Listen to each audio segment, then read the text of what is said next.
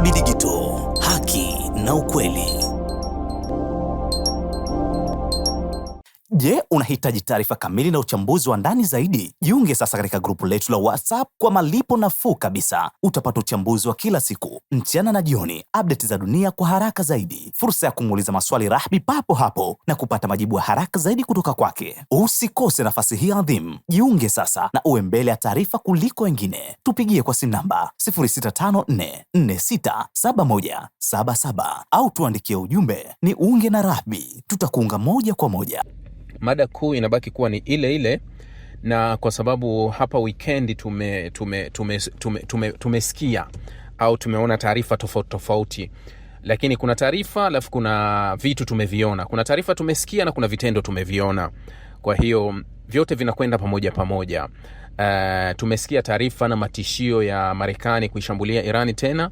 Hizo ni taarifa ambazo zilitoka upande wa Rais Donald Trump, lakini tukasikia pia majibu ya upande wa pili wa Irani kuhusu hizo taarifa, lakini tukaona kupitia vyombo vya habari mazungumzo yaliyokuwa yanafanyika kule Uswizi au yanayoendelea kule Uswizi. Kwa hiyo hivi ni vitu ambavyo vimetokea mwishoni mwa wiki, lakini tumeshuhudia kusimama kwa makabiliano kwa siku ya Jumapili kamili kati ya Hezbollah pamoja na Israeli. Jumapili kumekuwa hakuna mashambulizi ya pande zote mbili. Kwa hiyo hatujui kitachoendelea baada ya hapo na kuendelea Jumatatu na siku nyingine ambazo zinaendelea huko mbele. Hatujui nini kitachojiri baadaye huko. Lakini ukubwa ni kuwa haya mazungumzo yamefanyika kwa mara ya kwanza. Licha ya kuwa delegation ya Irani ilivyofika au wazungumzaji wa Irani walivyofika kwenye mazungumzo, waligoma kupeana mikono na Marekani. Katika taarifa waliyosema kuwa hatupo hapa kwa handshake, tuko hapa kwa kazi maalum. Haikuonekana wala hawakuonekana wawakilishi wa Irani wakisalimiana na wawakilishi wa Marekani. Irani imemtuma waziri wa mambo ya nje pamoja na speaker pamoja na crew yao. Kwa hiyo wako kule, lakini Marekani amekwenda, yuko makamu wa rais, lakini kuna Steve na Jared pamoja na crew nyingine. Lakini kumekuwa na viongozi mbalimbali wa dunia akiwemo waziri mkuu wa Qatar Thani, waziri mkuu wa Pakistani Shahbaz Sharif na viongozi wengine wameonekana wapo kule. Kwa hiyo kuna wanadiplomasia wengi hasa wa dunia wako kule Uswizi katika siku ya kwanza ya mazungumzo. Na taarifa iliyotolewa siku ya kwanza kuwa walikuwa wamezungumza, na mada kubwa iliyokuwa imewekwa katika siku ya kwanza ya mazungumzo, mada pekee iliyokuwepo ni kuhusu usitishaji wa vita. Yani walikuwa wanazungumzia kifungu cha kwanza cha katika vifungu 14 vya mkataba, ndio zaidi ambavyo vilikuwa vikijadiliwa. Sasa katikati ya hilo tukaona tishio la Donald Trump kwa tutaishambulia Irani kwa sababu Irani haiache kuwasaidia Hezbollah, kwa hiyo tutaishambulia. Kulikuwa kuna taarifa kama hizo. Sasa uzuri nimekwisha zieleza kiasi fulani kwenye YouTube asubuhi. Najua na wengi mnapita YouTube. Sitaki kurudia sana huko kwa sababu hii nimeieleza sana kule YouTube. Mtu anaweza kaenda YouTube na ili tuende na mengine tena ambayo tuyatazame. Sasa katikati ya haya ambayo yanaendelea, nimeshawaambia kuna mambo huja kwa muktadha wa kisiasa, kuna mambo huja halisi. Na baadhi ya vitu vinavyobadilika unaanza kuwaza kuwa, unajua kuna taarifa nilisoma kwenye jarida la Middle East Monitor. Middle East Monitor lilikuwa na taarifa moja ambayo ikanifikirisha, kwa sababu kuna kauli moja inasema what goes around comes around. Au inaweza kuwa what goes around never comes around. No, inaweza ikawa tofauti. What goes around comes around. Kile unachokifanya kitakurejelea. Ndio maana yake. Yani hakikisha kile unachokipanda ipo siku kitarudi kwako. Israeli alipenda sana kutumia mikataba ya utelezi. Naweza nikasema hivyo. Mikataba ya mteremko. Mikataba ya ganda la ndizi, yani unakanyaga unateleza. Yani mikataba mingi ambayo Israeli aliandaa dhidi ya wengine ilikuwa ni mikataba ya utelezi, yani yeye anateleza. Yani mikataba yake ilikuwa iwabane nyinyi tu bila yeye. Ndio maana nimeeleza mara kadhaa kuhusu mikataba kama ya Abraham, nimeeleza mikataba mingi ambayo Israeli alikuwa akiandaa yeye. Mara nyingi ilikuwa ni mikataba ambayo inasoma kwake vizuri, lakini kwa wengine ni maumivu. nilijadili hili kuhusu mkataba wa Gaza, wakasema kuwa mapendekezo yote yaliyopo katika vifungu 21 vilivyopendekezwa kwa mujibu kuwa mapendekezo yalipendekezwa na Donald Trump au na ikulu ya White House, wao wanakubaliana nayo yote 100%. Lakini wakasema kuwa ikiwa Hamas watataka mabadiliko hata ya kifungu kimoja, watahesabika kuwa wamekataa makubaliano. Hivyo unaelewa? Yani huwa naizungumza hii nadharia halisi, inasema hivi: ukiona marafiki wawili au watu wawili wanakubaliana kila kitu kwa 100%, basi fahamu kabisa kuna mmoja akili imesimama. Sio uhalisia, haujawahi kuwa ubinadamu wa hivyo, hakuna uhalisi kwenye hilo. Yani ukiona watu wanaenda wanakubaliana, yani mimi kila ninachokuambia wewe ndio, hii huwa mara nyingine huwa naielezea hata kwenye ndoa. Kama una mke ambaye kila unachomwambia anakuambia ni sawa mme wangu, ni sawa,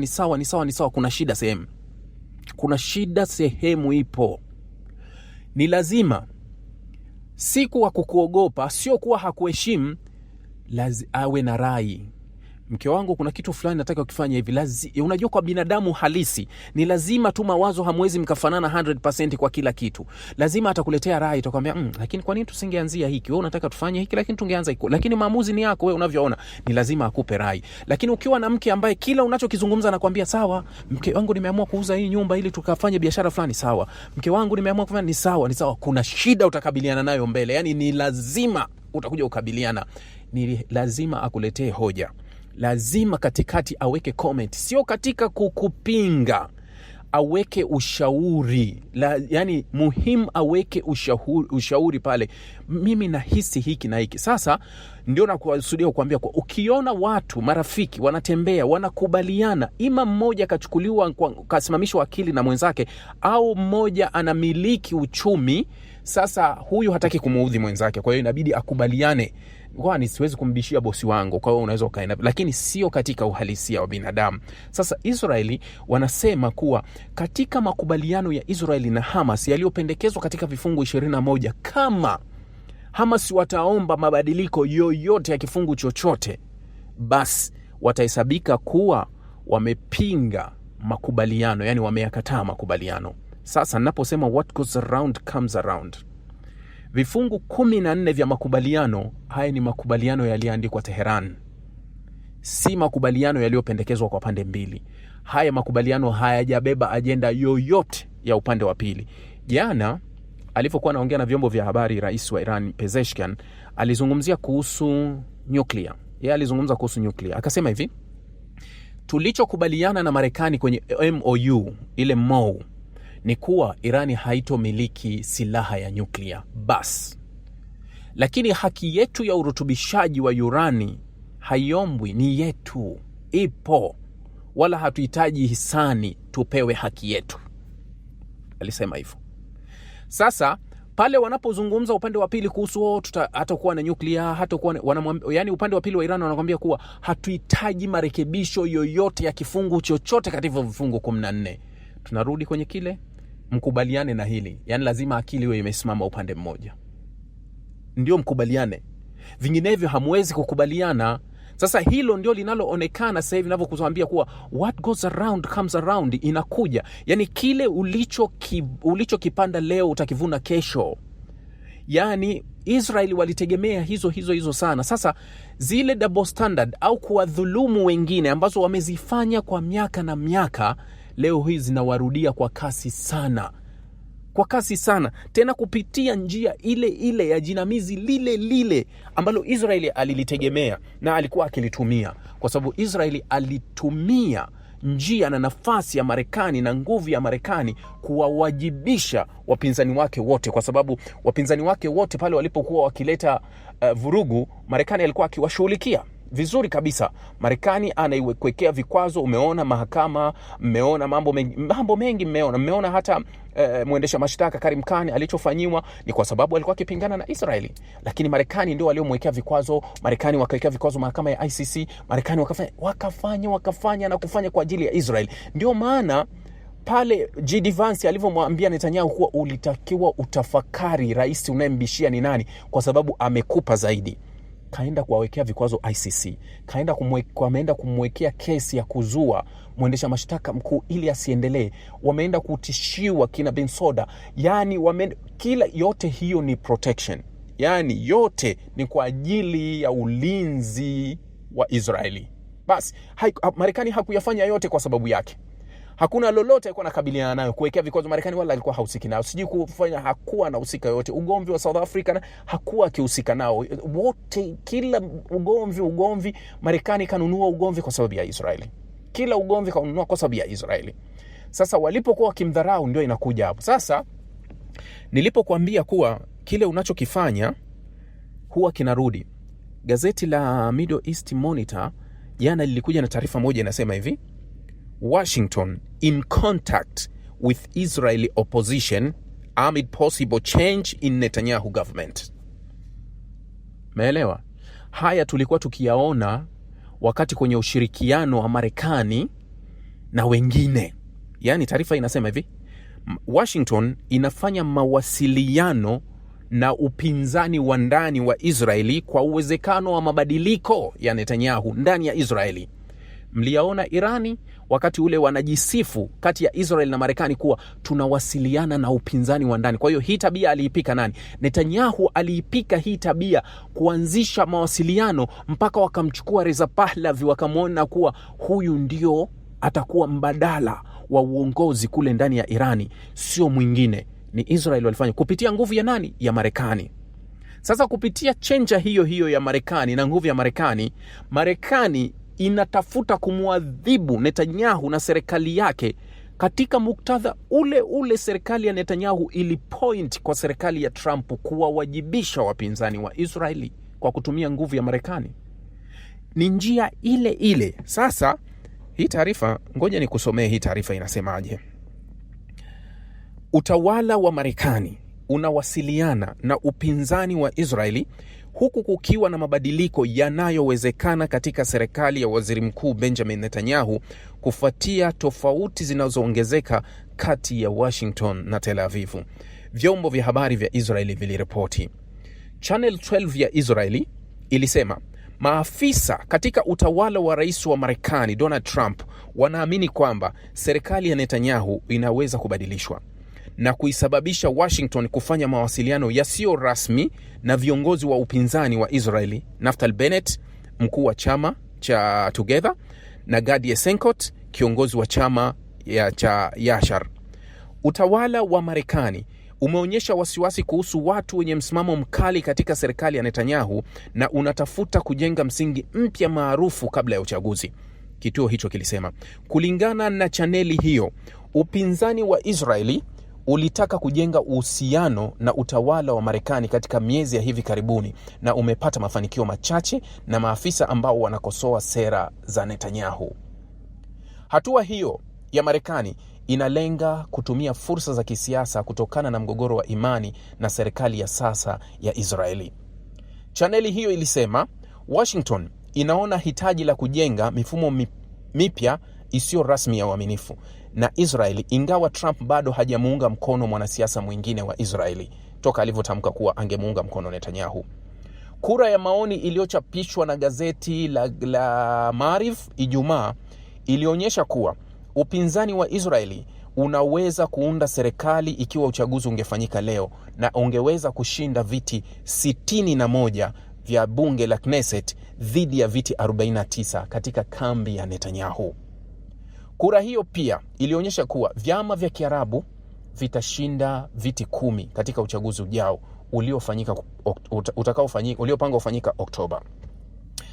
Ripoti hiyo imekuja huku Marekani na Irani zikifanya mazungumzo chini ya upatanishi wa Pakistani nchini Uswizi ili kukomesha mzozo wao wa kijeshi uliosababishwa na mashambulizi ya Marekani na Israeli dhidi ya Teherani mnamo Februari.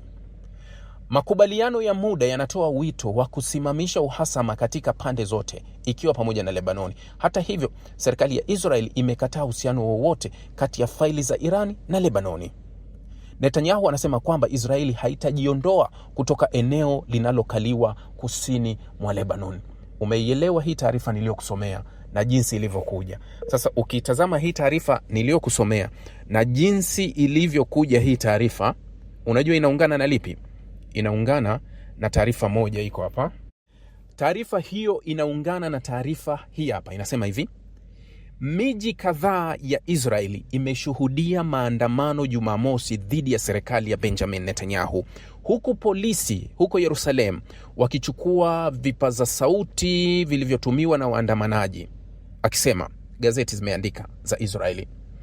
Gazeti la Kiebrania la Haaretz liliripoti kwamba mamia ya Waisraeli walishiriki katika maandamano katika maeneo mbalimbali nchini kote dhidi ya serikali, huku waandamanaji 1,000 wakijiunga na mkutano mkuu katika uwanja wa Habima katikati mwa Tel Aviv. Gazeti hilo liliongeza kuwa polisi wa Israeli kule Yerusalem waliendelea na hatua walizoanza wiki iliyopita, wakiwanyang'anya kwa muda vifaa vya kupaza sauti kutoka kwa waandamanaji katika uwanja wa Paris karibu na makazi ya Netanyahu, wakitoa mfano wa kuzuia kelele. Hawataki kelele. Wakati wa maandamano makuu huko Tel Aviv, Kamit Palti Katis, ambaye baba yake aliuawa Oktoba 7, 2023, ambaye mama yake na kaka yake walichukuliwa mateka kule Gaza kabla ya kuachiliwa, alikosoa vibaya sera za serikali ya Netanyahu. Alisema zaidi ya Waisraeli 1,000 wameuawa tangu tarehe hiyo na makumi ya maelfu wamejeruhiwa kimwili na kisaikolojia. Katis alimshutumu Netanyahu kwa kuongeza muda wa vita bila upeo wa kisiasa, akisema kwamba lengo lake kuu lilikuwa kuishi kisiasa kulingana na gazeti hilo. Wakati huo huo, Eran Edson, naibu mkuu wa zamani wa Baraza la Usalama wa Kitaifa la Israeli, yeye alionya wakati wa ushiriki wake katika maandamano katika jiji la Haifa dhidi ya madai ya umoja wa kitaifa kabla ya uchaguzi, akisema wamezoea kuwatia ganzi umma na kufifisha tofauti za kisiasa kulingana na Haaretz. Maandamano kama hayo yalifanyika katika miji na makutano kaskazini mwa Israeli, ikiwa pamoja na Kirkuk, Afula, Rosh Pina na Naharia, pamoja na maandamano katika mji wa kusini wa Beersheba. Maandamano hayo yanakuja huku kukiwa na mjadala wa ndani kuhusu sera za serikali ya Netanyahu na maendeleo ya usalama wa kijeshi yanayoendelea katika eneo hilo. Kusainiwa kwa mkataba wa makubaliano wa Islamabad na rais wa Marekani pamoja na rais wa Iran Masoud Pezeshkian, kulingana na jukwaa la mazungumzo ya pamoja kule nchini Uswizi. Marekani na Irani zimepanga kufanya mazungumzo nchini Uswizi kuanzia Ijumaa ili kuanza kipindi cha mazungumzo ya siku 60 mfululizo. Baada ya kupata usitishaji wa mapigano April 8, Pakistani iliandaa mazungumzo ya moja kwa moja ya ngazi za juu kati ya mataifa hayo April 12 na 13 tangu yalipovunjika uhusiano wa kidiplomasia wa mwaka 1979. Mmeelewa? Nimekutolea story ya nyuma nikakupeleka story ya mbele. Sasa hizi story zinaweza zikaenda zikaconnect story ambayo nilizungumza pia YouTube, ambayo ilikuwa imezungumza kuhusu a decade since fighting Obama on Iran, AIPAC now face Trump. AIPAC watakuwa na chaguo jingine, kwa sababu AIPAC wanasema baada ya muongo mzima wa vita ya AIPAC kwenda kwa Barack Obama, sasa AIPAC wanaparurana vita na Donald Trump. AIPAC hawatakuwa na chaguo jingine, kwa sababu kuna mission zozote zilivyo. Unajua mission za kijasusi au mission kubwa ambazo za matukio makubwa ambazo hutolewa, huwa ni mission ambayo inapelekwa, wanasema kuwa tunakutuma kwa mission fulani ukaifanya. Unapofeli ile mission unawajibika. Ndio maana Uingereza kwenye Brexit tuliona mawaziri wakuu kadhaa waliresign, kwa sababu ilikuwa ni mission ambayo unatakiwa iwe complete. Sasa Netanyahu mission yake aliyoenda nayo, kwa sababu mpaka uingie kwenye ile mission ambayo umeingia, yani mpaka kuingia kwenye vita, manake ulifanya tathmini. Kama tathmini yako haikukupa uhakika wa kutoa majibu ya mwisho, it means ulifeli kwenye tathmini, manake umeshindwa kutimiza kile ulikiahidi. Unatakiwa uwajibike. Tunakwenda kwenye uwajibikaji. Pale waziri anapoboronga kwenye wizara anawajibika, si ndio? Mara kadhaa inakuwa hivyo. Sasa hili la AIPAC, lazima AIPAC wakubaliane na Donald Trump katika chaguzi la Donald Trump, katika kile ambacho nakwambia kuwa ni lazima waanze kuzungumza na serikali nyingine ya Israel ili waweze kukava vitu.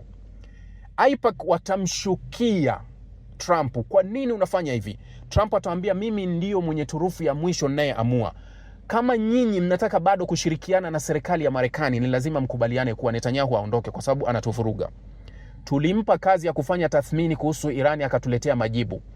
Akatupa hesabu zake na uchunguzi aliofanya, akatuambia ilikuwa ni wakati sahihi kuingia Irani. Tumeingia Irani, nini kimetokea? Lipi hatujalitimiza? Tumefanya tuliowafanya sisi. Tathmini kafanya nani? Tathmini amefanya Netanyahu. Kama Netanyahu ametupa tathmini iliyokuwa feki, ambayo haijatupa majibu ya mwisho, tunatakiwa tufanye nini? Awajibike. Kuwajibika ni kupi? Atoke serikalini, kwa sababu sasa hivi nchi inaonyesha wazi kuwa hatuwezi kuendelea kupigana kwenye vita ya muda mrefu isiokuwa na mwisho. Tayari akiba zetu zimetoka, tayari uchumi unacheza duniani. Ni lazima tujipange kwa siku zijazo. Sasa wakati sisi tunataka kujipanga kwa siku zijazo, kuna mtu anataka kutimiza malengo ya kisiasa, Netanyahu. Kwa hiyo tunawezaje kulitatua hili? Hatuwezi kulitatua hili katika msingi huu. Ni lazima mtu mwenye maslahi yake binafsi kwenye hili aondoke, kwa sababu haiwezi kubaki. Nchi itabaki kama nchi, lakini mtu anaweza kuondoka. Kwa hiyo hapo AIPAC wataingia kwenye mfumo wa Donald Trump kuwa ni lazima waungane na Donald Trump kumtoa Netanyahu ili mambo yaweze kwenda. Ndio unasikia kile kuwa wanaanza kuzungumza na upinzani wa ndani wa Israeli ili kuja kureplace ile serikali ya Netanyahu. Kwa hiyo pale kile kitu ambacho huwa nawaambia kuwa yani Netanyahu ni kama mtu ambaye ushahidi wake umeshatolewa kila kitu. Ni kuisumbua mahakama tu, lakini hukumu iko pale pale. Yani muda wake unahesabika, namba zinahesabika. Yani muda wa Netanyahu kwenda ni just a number. Yani anazunguka tu, lakini hawezi kukwepa hatima yake. Hawezi kuikwepa kwa namna yoyote.